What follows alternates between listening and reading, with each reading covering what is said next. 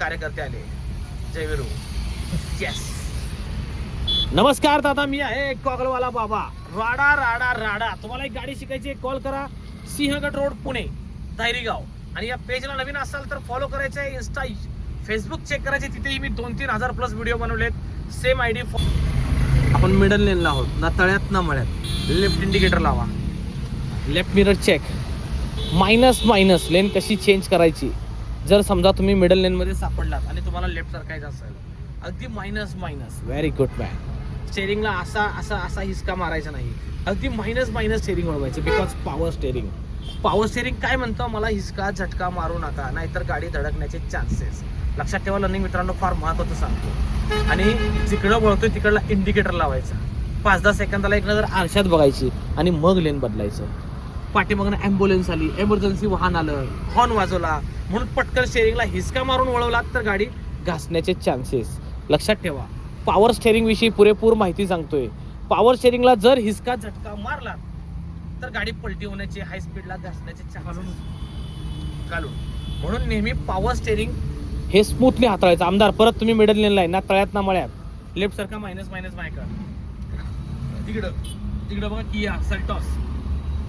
Yes. Point note करा learning मित्रांनो. या व्हिडिओत मी पूर्णपणे पॉवर स्टेरिंग विषयी माहिती सांगतोय. पॉवर स्टेरिंग कशा प्रकारे हाताळायचं, कशा प्रकारे वापरायचं. तर पॉवर स्टेरिंगला स्मूथली यूज करायचे. हिसके झटके मारायचे नाही.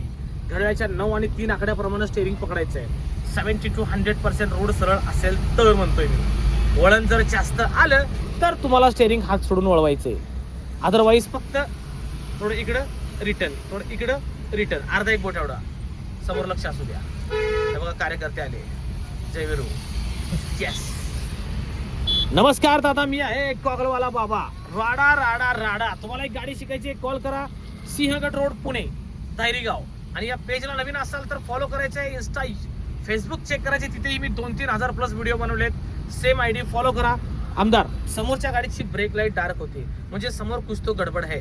लगेच आपण डोक्यात टूप पेटली पाहिजे. समोर प्रॉब्लेम आहे, आपलाही पाय थोडा किंचित ब्रेकवर का होईना आला पाहिजे, किंवा अलर्ट तरी राहा ऍटलिस्ट. येस. पुढे बघा, ब्रिज खालची क्रॉसिंग आहे म्हणून पाय ब्रेकवर आला. ओके, रेज द्या हळूहळू. बऱ्याच जणांच्या गाड्या हाय स्पीडमध्ये पलटी होतात. न्यूज वाचतो आपण. स्टेरिंगचा ताबा, नियंत्रण सुटलं म्हणून गाडी डोंगरात कोसळली, दरीत कोसळली. का तर अचानक सडनली हाय स्पीडमध्ये स्टेरिंगला हिसका मारून वळवल्या जातात आणि गाड्या पलटी होतात. ओके, गाडी पलटी होण्याचं कारणही सांगतो तुम्हाला मी. स्टेरिंगचा ताबा सुटणं. म्हणून नेहमी पॉवर स्टेरिंग स्मूथली हाताळा. आज वॅगनर आहे, उद्या वेनू, मर्सिडीज, जॅग्वार, BMW चालवाल. त्या गाड्यांचं स्टेरिंग खूप सेन्सिटिव्ह, खूप पॉवर आहे. पहिला गिरगे आमदार. म्हणून उत्तर एका थोडं जाईल लर्निंग मित्रांनो, की पॉवर स्टेरिंग हाताळताना स्मूथली यूज करा, जेणेकरून गाड्या पलटी होणार नाही, घासणार नाही, दरवाजे आरसे डॅमेज होणार नाही. लक्षात ठेवा. आणि अगदी मायनस स्टेरिंग तुम्हाला यूज करायचे आहे. जास्त पूर्व, पश्चिम, उत्तर, दक्षिण नाही. ध्यान में रखिए. करा रिटर्न आमदार. Yes, 10 of 10. आणि यूटर्नला लक्षात ठेवा, किती वळवलं तेवढं स्टेरिंग रिटर्न करायचंच आहे. अशा प्रकारे व्हिडिओ कसा वाटला नक्कीच कमेंट करायचं आहे तुम्हाला. पेजला फॉलो करायला विसरायचं नाही, सबस्क्राईब करायला. Thank you so much. राडा राडा राडा.